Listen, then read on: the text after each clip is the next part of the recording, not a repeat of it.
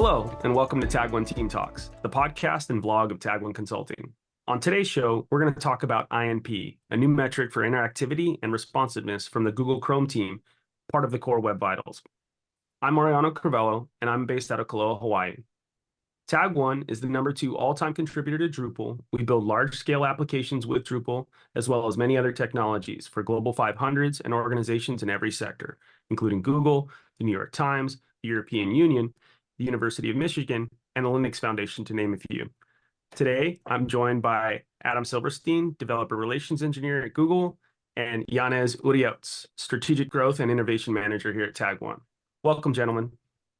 So today, Adam, I know you have a presentation for us. Real quickly before you dive in, what is INP? And then let's go ahead and jump right into the slide deck that you have for us. Sure. Yeah, I'll bring up my slide deck. INP is a new metric that Google is introducing this year as part of the Core Web Vitals.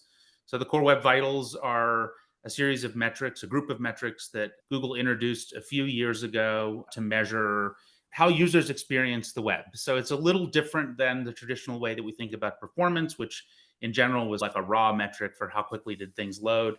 Core Web Vitals looks at what is the experience that users are having, how quickly do things load, but also how stable is the web page once it loads, and also how responsive is it to user input. When you try to do something on the web, on a website, does it react quickly? That's what this new metric is about. And we're going to get into great detail about exactly what it measures in about 10 minutes here. My talk is going to be pretty short, but hopefully I'll address all the questions about what it is and why we're introducing it, more importantly. So what is Interaction to Next Paint? It's part of the Core Web Vitals, like I said, and it's aiming to measure how responsive the page is to user input. You can imagine a user coming to your page and they're opening a calendar pop-up, or maybe an accordion on the page, or maybe there's a slider and they're trying to go to the next slider. And I think we've all had this experience where you click on the button and nothing happens, and then you click again, maybe a third time, and then the thing pops open and pops closed because you've actually initiated the event twice. And so this is what INP is all about. It's about identifying these poor experiences that users are having on your website by tracking the entire life cycle of the page and then reporting on what the worst interactions are. What is a good INP score? What does having good INP means? Because we talk a lot about like having good or passing or not passing. It's considered 200 milliseconds or less. So if you get a response, some sort of visual response to user input with 200 milliseconds, that's good. If it's over 500 milliseconds, that's considered poor. And everything in between is considered needs improvement. And when we're talking about INP metrics and interactivity in general, the focus is on mobile, because on desktop, people tend to have higher powered devices that respond very well under all conditions. And pretty much everyone passes when we look at the mobile data set. I'm at the desktop data set. On the mobile side, there's a great deal of variance in the power of the devices, how much memory they have, the network conditions. So you're way more likely to have these interaction problems. And that's what we see in the data, more INP problems for mobile. So if you're looking at this, this is really a mobile issue. That's where you need to focus. And then finally, we talk about the 75th percentile, which means that we want 75% of users visiting the site to have this good experience. So users are going to have a range of experience depending on the conditions, depending on their devices. So we aim for the 75th percentile, meaning most users are going to get this good experience. Some will have worse, some will have way better. Oh, there it goes. This little video, I'll play it one more time, shows you what that bad experience is, where you're like trying to expand something and clicking and it opens and then it closes. And we all know it's frustrating, but more than frustrating, it directly leads to poor business metrics, right? You're trying to, usually websites have some business goal where you're trying to get people to sign up for your newsletter or buy your product or become a member. And all those things require happy users that are on smooth paths. As soon as they start to have a frustrating experience on your site, they're going to drop off. And a key insight for improving responsiveness is that users spend over 90% of their time once the page has loaded. So users spend most of their time on web pages after that initial load phase that we've been so focused on in the performance world. It's great that the page load fast and become stable and interactive quickly, but then there's all this time that users spend on your website, and you want them to have a good experience there too.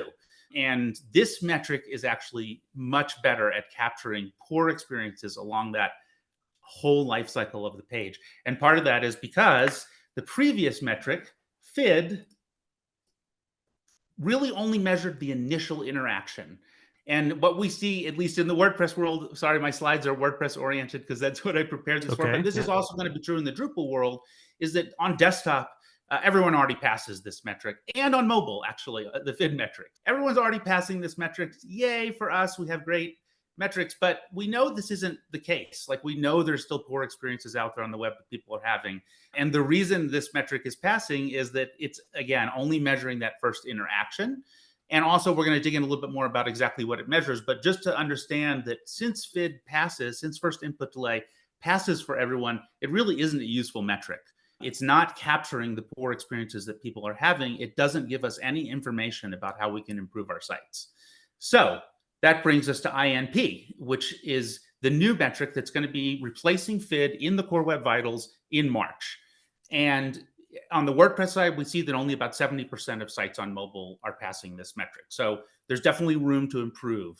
So the big difference here, again, is that it's going to measure all the interactions for the page. That's the main reason that this changes.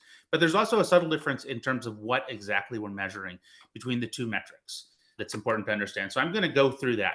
So when we look at an interaction on the web, the user does some sort of action, they click or they touch, and then the browser has to respond. So there's some delay that happens before even the input handlers can fire. That's that initial input delay. Then there's the processing time of all of the different JavaScript event handlers. There could be multiple for one event, right? Maybe you have a click handler that opens the pop-up, but then there's also another one that's firing off an analytics thing and another one that's looking up some information. So there can be multiple events tied to one user interaction. And then you've got the part where the browser itself has to render the results, and that can take time. If you have a overly complex DOM or CSS, you can actually get delays at that part. And then finally, the user is presented with something, whatever it is, the calendar pops up, or maybe if it's a long interaction, there's a spinner going, but the user gets some feedback that their action has been received by the browser. That's that final frame presented, and that's the entirety of an interaction. When we look at first input delay, it really only measured this tiny little part at the beginning, the time between when the user clicked or interacted and then when the event handlers started firing. That was the time we were measuring. And that time can be lengthened or can get extended if you have a lot of JavaScript operating on the page, or the device is not capable, doesn't have enough power to process everything all at once. So there can be a delay there. But more importantly is that INP measures the entire cycle of the interaction. So it's measuring everything from when you click all the way to some visual presentation to the user. So again, it doesn't mean the whole process is completed. It could be a long process that's sending off data to the server, but there's some indication, a spinner opening, or let's say you're filtering a search results, right? You type in some letters and it doesn't just go blank. There's some indication that there's a loading process happening. That's fine. That means the interaction is completed. All you need to do is give users visual feedback. What's bad is when you click and there's no feedback. There's nothing happening. And so then you're clicking again, trying to get the thing to happen. So that's what INP measures, this entire cycle. And it also measures it for all of the interactions on a page. So the entire life cycle of the page, even a minute into the page, if the user's still browsing around, that interaction will be recorded. And then INP reports the worst interaction. So it's going to find those poor interactions that you have on your website that we know are out there. I want to take a little side detour here, and I'm going to show some stuff from CWV Tech Report from my previous slide. Yeah. So just to summarize, we've got these three parts of the interaction. The first part, which is the input delay, which is what FID measured. Then you've got the processing time, which, you know, I mentioned like the input delay could be slow by a lot of stuff happening in the browser. The same thing with these processing parts, where you could have a lot of different events that are kicked off by that user input, and then all of those have to complete before the presentation happens at the end. And a key insight here is that a lot of JavaScript can be poorly written and not yield the main thread. So this is where we can get into how to improve this, is if your events, the processing time, if those events are written well so that they yield back to the main thread, then the browser can much more quickly get to that presentation part. The presentation delay part primarily happens when you have an overly complex DOM. So if you have an incredibly complex DOM with thousands and thousands of elements, or same with CSS, the browser has to recalculate everything whenever it makes a change to the page. So this is where that part can get slowed down. I'm going to just switch tabs briefly here. Tell me if this works. Are you guys seeing the Core Web Vitals screen now? Yep. Okay, cool. So this was in my previous slide. And what I'm showing here is the CWV tech.report. This is a public resource. You can go check it out yourself. And in this drop down here, I've selected Drupal as my technology. So what we're seeing here is the last year of how Drupal websites as a whole are passing Core Web Vitals. And we see that pretty darn good. At the end of last year, Drupal as a whole had a pass rate of almost 50%, which is really good. What I wanted to point out actually is that we have two options here. Oh, I had the 24 on. But in this little dropdown, you can actually toggle between how the Core Web Vitals metrics look now, the current version, and how they're going to look when we get to the 2024 metrics where FID is replaced by INP. And so it is a little bit lower. So this is the 2023 metrics is 54%. We said it was about 50% for 2024. However, if we go to the settings page and we limit this report to just the top head of the web, the enterprise type sites that Tag1 is likely building. So we're going into this and we're choosing top 10,000. So this is a rough metric of these are the top by traffic or by navigations, we call them on our side, but basically page views, right? These are the top sites on the web. And once we apply that filter, we go back to the technology comparison screen. And just to show you when this loads, we're talking right now in Drupal of about 100 origins that are in this data set in that top 10,000. Now, not every Drupal site is recognized by the underlying WAPalizer technology, so there are probably more, but there's still a significant number that we see that are in the top 10,000. Or like a headless site, for example, might not show up as a Drupal site because it doesn't have any of the traces of what a normal Drupal site might look like. But in any case, what we see at the head is that you have 58% passing, better pass rate even than regular Drupal sites, which makes sense because at enterprise level, you're focused on performance. But if we go to the 2024 metrics, you're going to see a sad thing, which is the pass rate drops down to below 30%. And so it's actually more of an impact for the enterprise level of sites. And why is that? We don't have actually firm data on this, but my intuition tells me that enterprise sites, first of all, tend to have a lot more interactivity in the first place, things that you might interact with on the page. Secondly, they tend to have a lot more advertising, analytics, third-party pixels that are tracking interactions, all kinds of interactive scripts that are put on the page. Those third-party scripts, typically when I say third-party, I mean from other sites, other services that you've embedded into your site, those tend to be problematic or cause problems. They tend to be heavy in their JavaScript. They're focused on their own needs and not necessarily the needs of the user. And if you have enough of those loaded up, you can start to have these poor interactions. And so that's why my intuition tells me we see more of it at the head. And I do want to say about this poor score, at first it sounds really bad. Okay, Google's changing the scoring. They're like changing the rules. And now suddenly our scores are bad. So I just want to point out that like nothing is actually changing. Your website still works the way it did before. And in fact, what these metrics are doing is they're showing you problems that you already have. They're shining a light on poor user interactions that are already happening on your website. And they're reflecting that in the tooling and giving you this score, which points you to the direction of, okay, I need to improve something here. And I'm going to go back to my slide deck and talk a little bit more about how you do that. Let me just see if I can go back to full screen here. Yeah, I was definitely going to ask about the lower score drop. Everybody's always concerned about their scores and their organic ranking. What is Google's take on this? If we're going to see a change in that metric this coming year, is there a little bit of leeway here? How are organic search going to be affected by this, or can you even talk about it? So I can't really talk about it because I'm not actually from Google Search. I'm from Google Chrome, and we're like different like pillars of a giant company. So we don't, and even like people from Search probably wouldn't be able to tell you exactly. I will say that this is a ranking signal. Core Web Vitals are a ranking signal. So that's been acknowledged by the search team. However, I always think of it as it's something like HTTPS or mobile friendly. It's one of those ranking signals that all other things being equal might elevate your site to a higher position. If you have a poor performing site, Google might penalize you for that. However, the main thing is having good content. Like from an SEO perspective, at least as I understand it, the important thing is having the content that matches what people are typing in and in the search box. And then these other ranking factors are secondary. And it's a little bit of a double-edged sword for us working on the Chrome performance team. We want people to be motivated to increase their performance. So we're happy that people think that SEO is all about having good performance. It's not really, but it is actually more about what happens in the funnel once people reach your site, right? So you've got this a given amount of traffic. And then we always use this funnel analogy of, okay, if a smaller number of people go on to read the second page, and then an even smaller number of people actually sign up for your whatever, your service. And it's at that funnel point that the Core Web Vitals actually are significant, right? If people have a poor experience, if the page takes 6 seconds to load, we know they abandon it. And there have been all these studies that even just like 100 millisecond improvement improve your business metrics by X%, right? So we know that as users have better experience, they're more likely to complete the goals that you've set out for your visitors, whatever those might be. And so therefore, like, the focus really is on what happens after people visit your site, not trying to get more people to visit your site with better rankings. So hopefully I answered that question. slightly evaded it, but the answer is I really can't answer that, and that's not really what we should focus on. However, if it motivates you, go for it.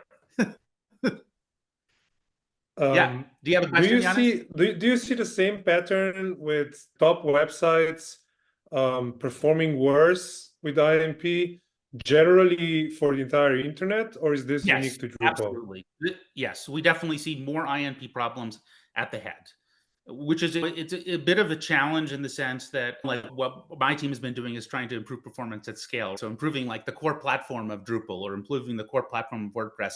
That's not really the problems we're talking about here. This is not a core platform problem. This is a problem of too many things happening on these overly complex sites.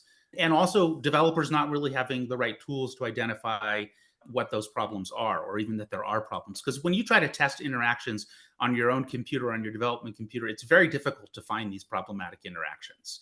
You pretty much have to luck into finding them. That's where we get to collecting real user metrics, and that's what I'm going to talk about on my next slide. So how do you measure INP? So I've shown you already the CWV Tech report where we see INP data generally, but that same data it's from the Crux user experience report, the Chrome user experience reports, the Crux data set as we call it. That same data funnels into Speed Insights reports. When you run those on your site, you'll see how users are experiencing your site section. That's from that data set. You'll also see it in Search Console. If you are signed up for Search Console, you'll get those reports. Services like Web Page Test also leverage this data. You can also collect your own real user metrics. So these are, again, metrics you're collecting from users as they visit your site. And this is where you're going to capture those poor interactions. There's open source tools like Faro, and then there's these third-party services. I've got a few listed up here: SpeedCurve, RumVision, Datadog. Those are all Rum providers that will be supporting or are already supporting INP in their stacks. And then finally, you can roll your own solution where you use the Web Vitals JS JavaScript library to collect these metrics and then send them off to some data store like Analytics or some other place that you want, where you can then write queries and analyze them for yourself and really dig into the details. But these reports will highlight, especially the Rum providers, will highlight specific problems that you're having. So you'll see that a specific interaction, this element, when it's interacted with, causes poor INP. Users are having trouble opening this calendar on your page. And once you have that information, once you know where the poor interactions are, then you can go back into the lab using DevTools, using the Web Vitals extension, and using throttling. So you turn on the throttling so that your computer's emulating like a slower CPU and a slower network connection. And then you try to reproduce. You go through that process and you do the interaction, and you can actually capture, okay, there's some slowness here. Something's causing the browser to be non-responsive at this point. What is that? So that's where you get to the next step of how you debug it, right? So you've identified the problem, you reproduce it in DevTools, and now you're going to try to test hypotheses for how to fix the problem. I mentioned already JavaScript is often the problem. So a simple kind of trial thing that you can do is just use Chrome DevTools blocking to block specific scripts. Of course, it'll break your page, but you can still try the interaction, hopefully, and see if it helped. And maybe you'll identify one particular script that's problematic. The second thing that you can do is you can use the overrides in DevTools. So you can like strip out your CSS, or you can make JavaScript yield correctly or return earlier. So you can fiddle with things in DevTools and try to solve the problem. Hopefully you identify something that's definitely the problem, you figure out a way to improve it, and you deploy those changes up to your site. There's a lot of links on these slides, so I'll share those at the end. Hopefully we can get those to everyone. There's great articles on how to use dev tools to debug INP. It's a somewhat new area, right? It's a new metric, but all the tooling is there. And we look for long tasks. There's ways that you can emulate what's happening with the real user metrics in the lab on your computer, solve the problem, deploy the changes, and then you have to wait. You have to wait until you get new user metrics to see how users are experiencing your site, because INP only identifies the worst problem on the page. As soon as you fix that bad problem, the next worst problem becomes your worst problem. So you may not have actually solved everything. You may need to iterate again and again. And of course, this is always true of performance. It's something you need to maintain. So that's it for INP. That's my overview of what INP is. This is my last slide from my talk that I'm giving later, but that's pretty much it. And I can answer questions you guys might have.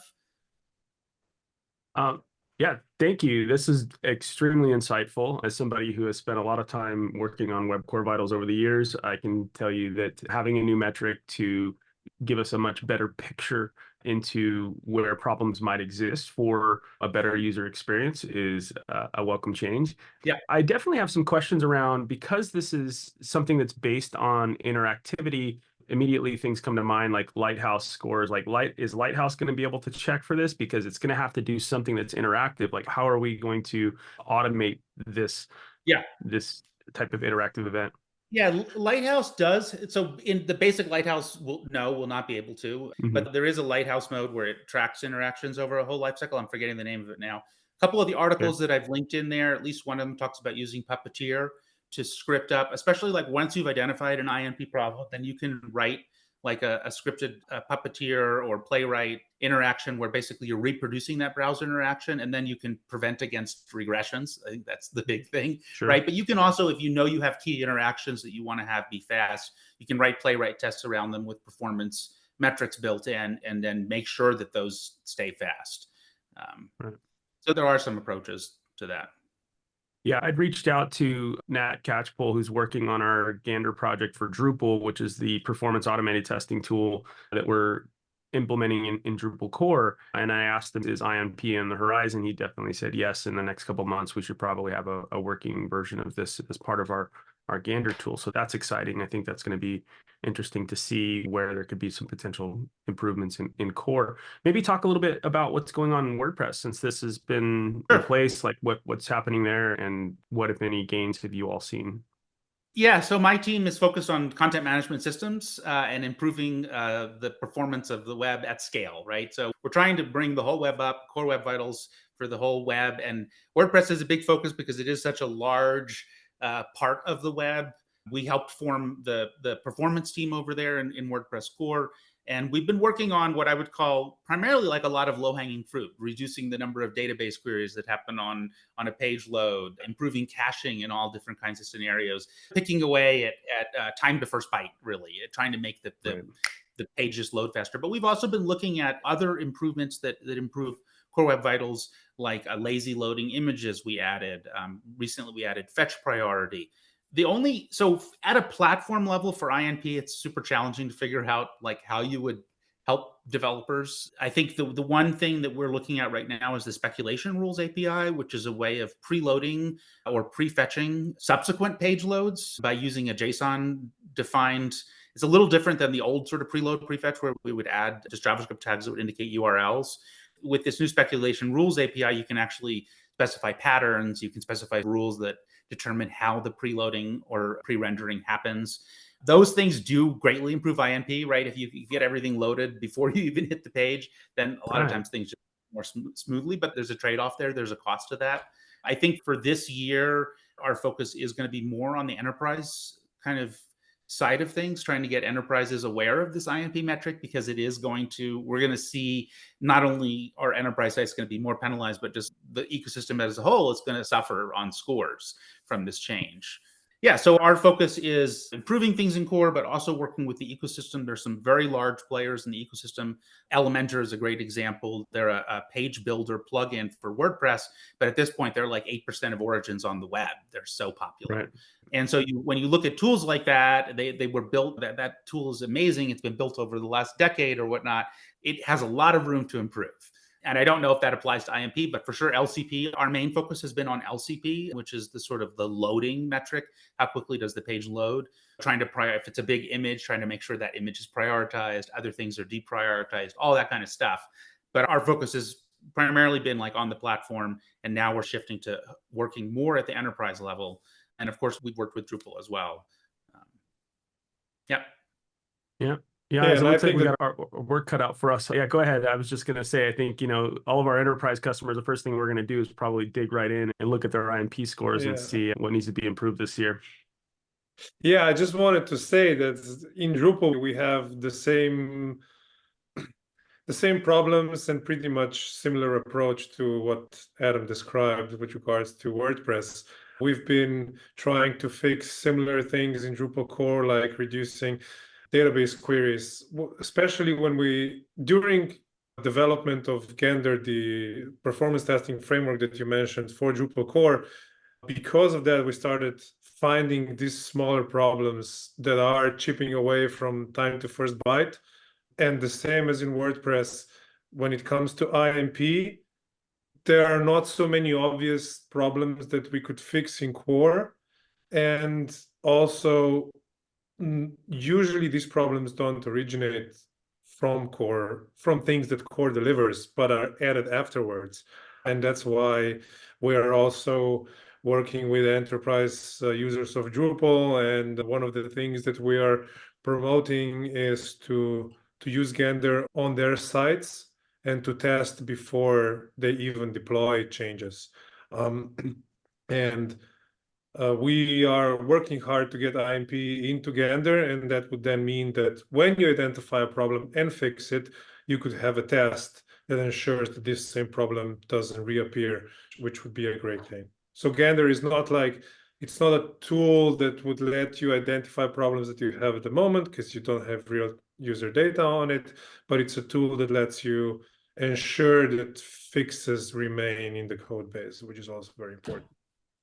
That's great. And just one more point where you said we'll talk to our clients. That's actually one of the big things I'm out here talking about INP for, because it's good for you to talk to your clients before they get a report from Search Console that says, hey, you have all these problems, or maybe they're already getting those reports. This is a problem we want to get ahead of and really let clients know that you're aware of this new metric, you're actively working on it, you're going to need to collect field data to see how it's really working, and you have a process in place for improving it. And then also emphasize this part of this new metric is actually going to help us make your website better. I think that's the key thing to communicate to business leaders, is this is actually going to help you get better results from your website, even though initially it's looking like you're being given a minus or some sort of poor grade. The point of it is that is actually helping you get a better grade. I have to say that over and over again because people get sad when they hear their scores going down. That's not what they want to hear. They want to hear that it's going up or staying the same at least. Yeah, and I think as a developer, I see this as just a much broader lens or a much more detailed lens into where those types of problems exist, where traditionally we didn't have that visibility before without writing very sophisticated test suites ourselves. Sorry, Yannis, I think I stepped on you there a little bit. Yeah, I just wanted to say that we should probably try to present this to clients as not degrading your grades, but showing what your grades really are, and you weren't aware of that. And Right. it's a lot of people probably won't be really happy with that explanation, but it's essentially what it is. Right. Yeah. Yeah, I think we'll probably be borrowing from some of your slides here, Adam, in that explanation. Feel free, and I'm happy to do another presentation if you want to do some sort of client forum thing. I did apply to speak at DrupalCon on this very same topic, so we'll see if that happens. But I am just trying to spread the word. That's my big role as a developer relations engineer. I can't fix the problem, but at least I can tell everyone what it is and how they can go about investigating and doing the work themselves. And it's not just INP, in my opinion, it's also like the general performance-oriented culture. It's something that it's really important that we promote, because with that, even if metrics change, if you have performance-oriented culture, if you think about performance on a day-to-day basis, then even when another new score will be introduced, you will probably perform fine because you did your work with regards to performance. Good point. Awesome. Thank you for joining us, Adam. Thank you for spreading the word Yep. here. I definitely learned a couple things during this session. I've got a little bit more research to dig into. All of the links that you mentioned today, we will definitely put those in the show notes. We'll link that out to everybody. We'll also link to your social profiles if you want us to do that. Sure. And if you like this talk, please remember to upvote, subscribe, and share it with your friends and colleagues. Check out all of the past talks that Tag1 has, our Tag1 team talks, tag1.com/TTT. That's 3 T's for Tag1 team talks. As always, we love your feedback and any topic suggestions. Write to us at ttt@tag1.com. And a big thank you again, Adam, for joining us and letting us know about INP. Yeah, glad to do it. Thanks for having me.